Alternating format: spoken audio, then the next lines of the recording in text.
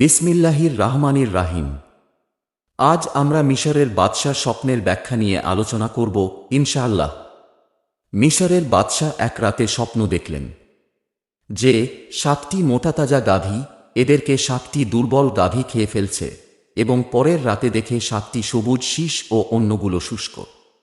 অতঃপর বাদশাহ তার রাজ্যের জ্যোতিষীগণকে ডেকে স্বপ্নের ব্যাখ্যা জিজ্ঞাসা করেন, কিন্তু কেউ জবাব দিতে পারল না। বাদশাহ জ্যোতিষীদের ওপর রেগে গেলেন।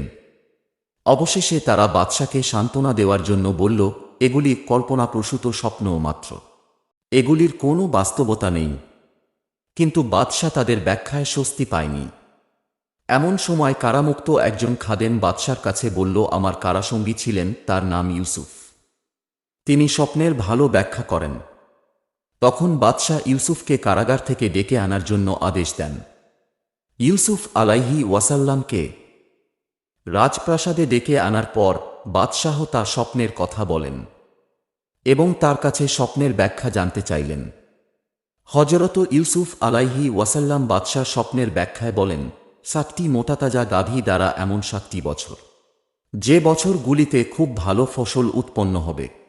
পরে যখন দুর্ভিক্ষের 7 বছর আসবে, তখন সে সংরক্ষিত শস্য তোমাদের কাজে আসবে, যা তোমরা সঞ্চয় করে রাখবে। এরপর মিশরের বাদশাহ খুশি হয়ে হযরত ইউসুফ আলাইহি ওয়াসাল্লামকে মুক্তি দিয়ে তাকে অর্থমন্ত্রী হিসেবে নিয়োগ দেন। ইসলামী ভিডিও পেতে আমাদের চ্যানেলটি সাবস্ক্রাইব করে আমাদের সঙ্গে থাকুন।